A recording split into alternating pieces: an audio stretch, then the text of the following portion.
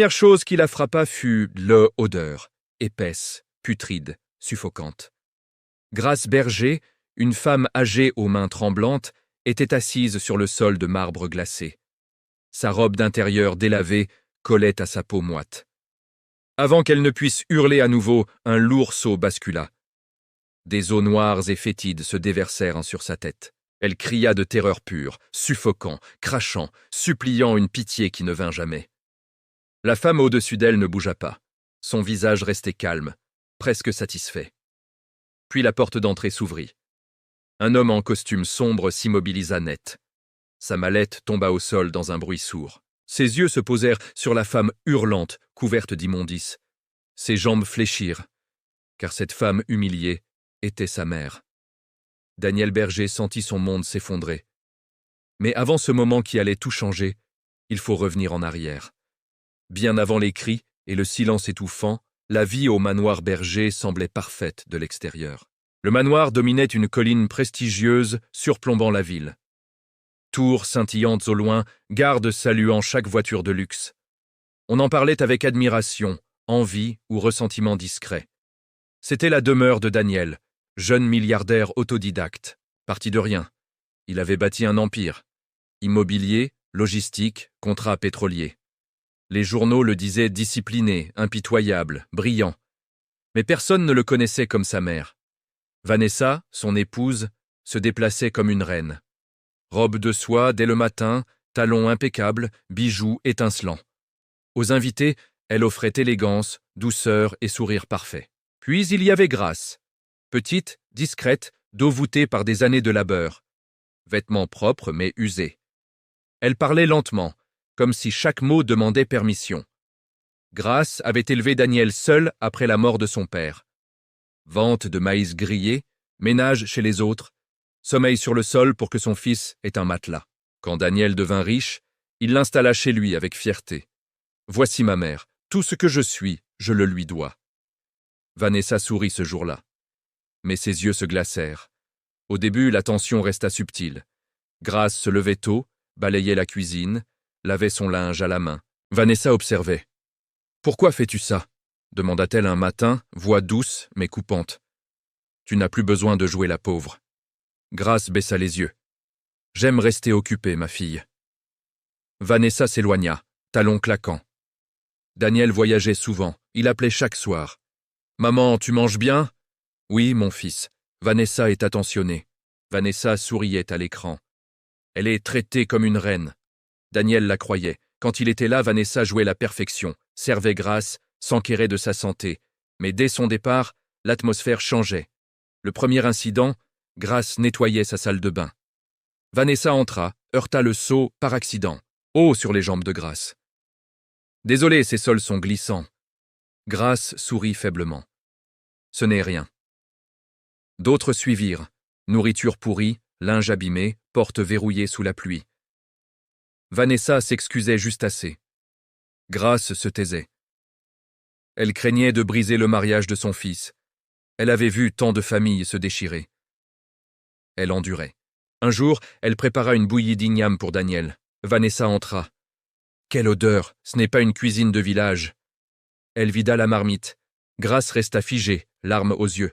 « Je suis désolée. »« Tu ne sais jamais, » répondit Vanessa froidement.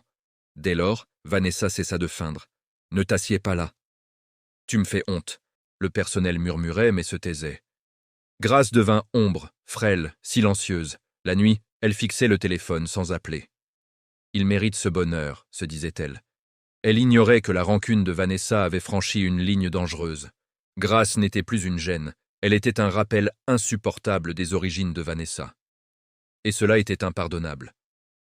Vanessa avait toujours cru que le pouvoir se prenait par la force et la ruse.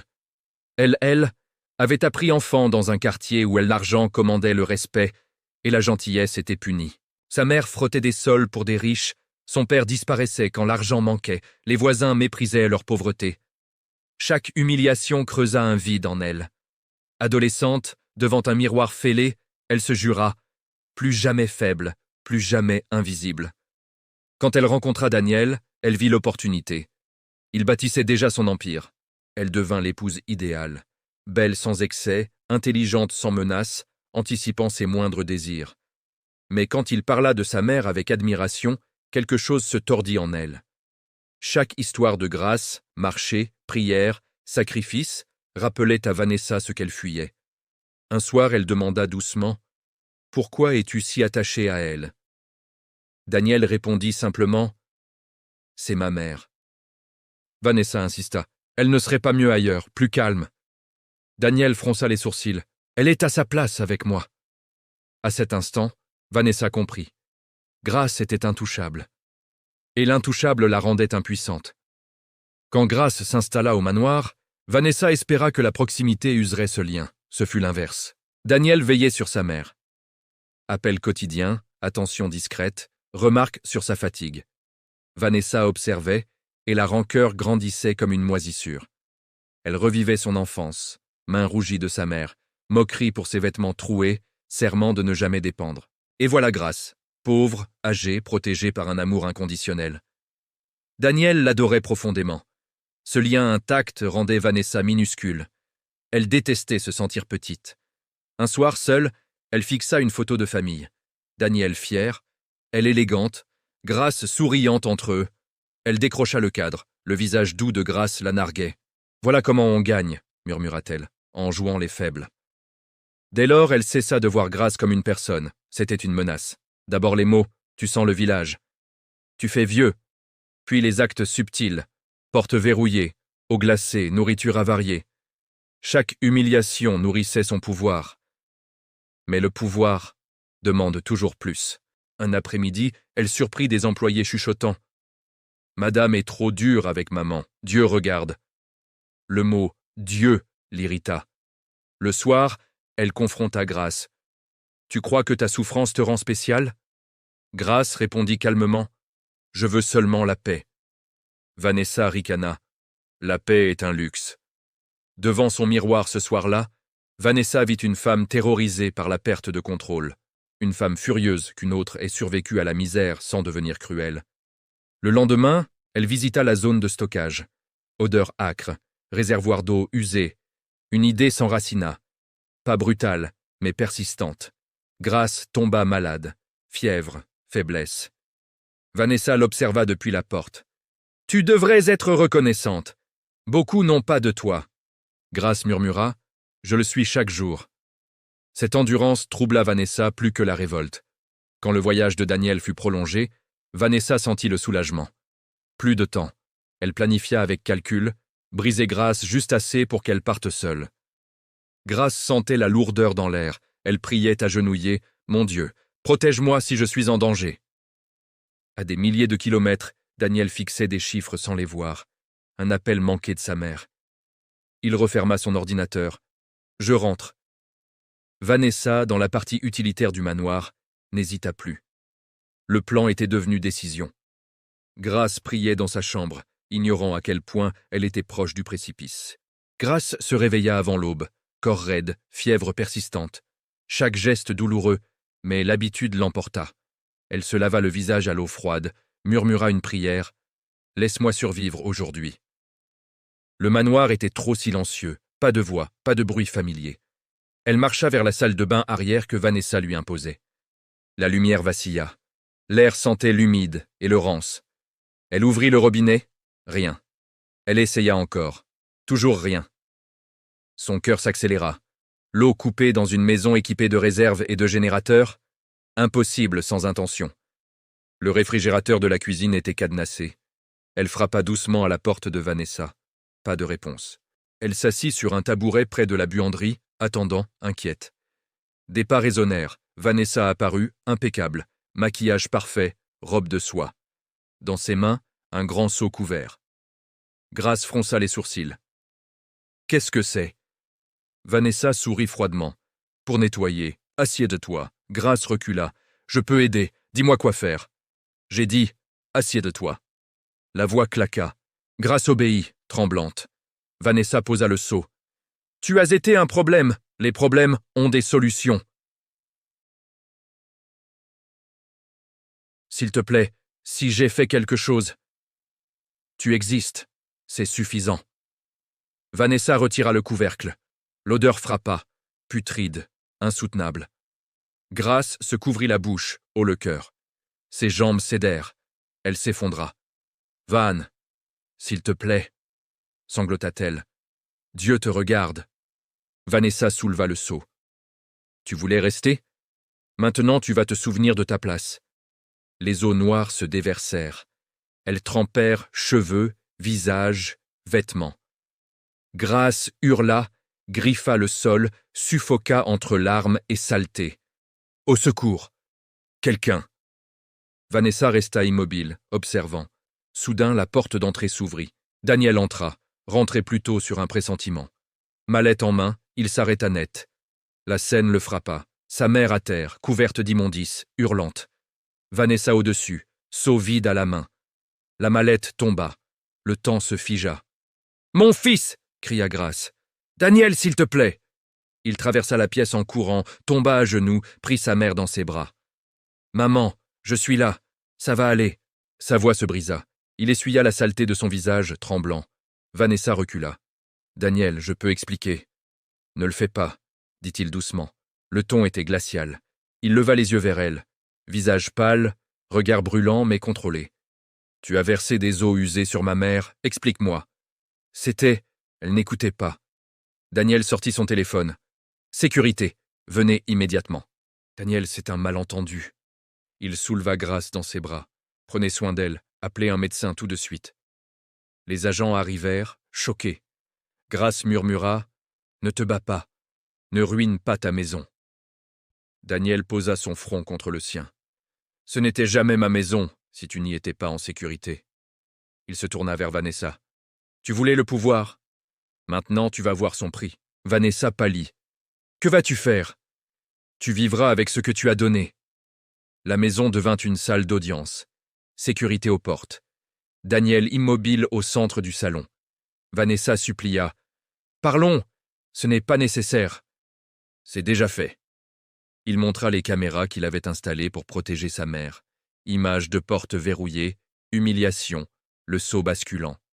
Vanessa tomba à genoux. « Je voulais juste qu'elle parte. » « Tu voulais l'effacer. » Il ordonna. « Fais tes bagages, rien qui ne t'appartienne pas. » Vanessa rit hystériquement. « Tu ne peux pas, c'est ma maison. » Cette maison a été construite par une femme qui dormait par terre pour que je sois ici. Tu as perdu ce droit quand tu l'as humiliée. Dehors, gyrophare, police. Vanessa s'effondra en sanglots. « Tu vas me détruire, tout le monde saura. » Daniel hocha la tête. Il devrait. Ils l'emmenèrent. Daniel resta seul sur le seuil, regardant les voitures s'éloigner. Puis il marcha vers sa mère. Le silence avait changé de goût. Il ressemblait à la vérité.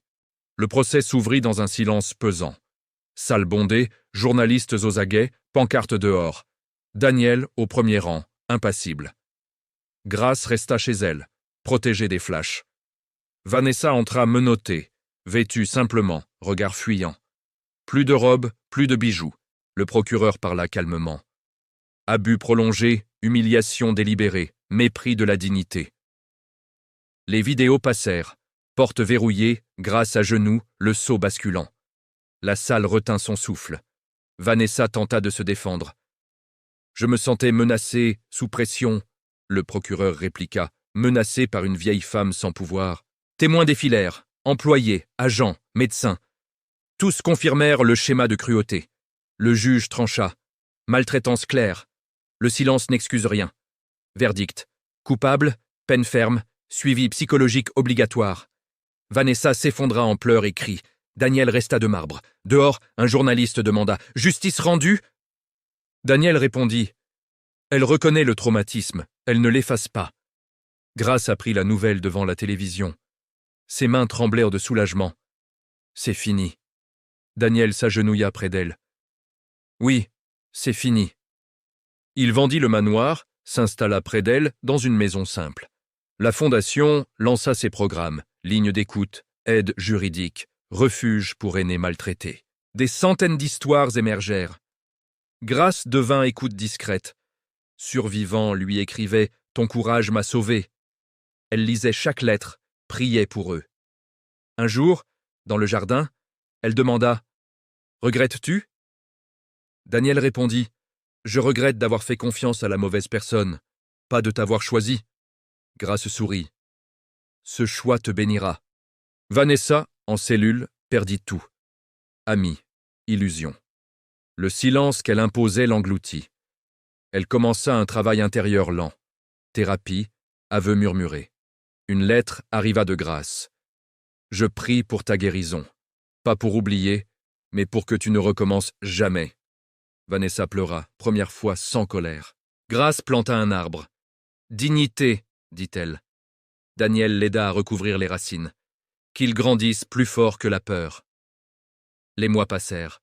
Grace rit plus souvent, cauchemars s'estompèrent. Daniel apprit à déléguer, à écouter. La fondation grandit en profondeur. Un soir, Grace dit « Reconstruis un foyer ancré dans la bienveillance. » Daniel répondit « Je le ferai, quand je serai prêt. » Elle serra sa main. « Tu l'es déjà. » Le manoir fut démoli, à la place, des arbres. Daniel observa la poussière retomber. Plus de regrets. Juste clôture. Vanessa suivit sa réhabilitation. Elle parla enfin. « J'ai confondu pouvoir et cruauté. » Personne n'applaudit, mais c'était un début. Dans le jardin, sous la pluie douce, Grace et Daniel burent du thé. Elle murmura. « Je priais pour que tu réussisses. Maintenant je prie pour que tu sois bon. » Daniel embrassa son front. « Je le suis, grâce à toi. » La maison respirait la paix. Plus de peur, plus de silence armé, seulement la vérité. Parfois, rentrer tôt sauve plus qu'une vie, cela sauve une âme. Cette histoire nous rappelle que le silence protège souvent la cruauté plus que le confort. La bonté n'est pas faiblesse, c'est la plus grande force. Le vrai succès se mesure au courage de défendre ceux qui ne peuvent se défendre seuls, même quand cela coûte cher. Quand on choisit dignité, vérité et amour, plutôt que facilité et peur, on ne change pas seulement une vie, on change le monde autour de soi, et parfois, en sauvant l'autre, on se sauve soi-même. Si cette histoire t'a touché, dis-nous de quel pays tu nous suis. Laisse un commentaire. Qu'est-ce qui t'a le plus marqué?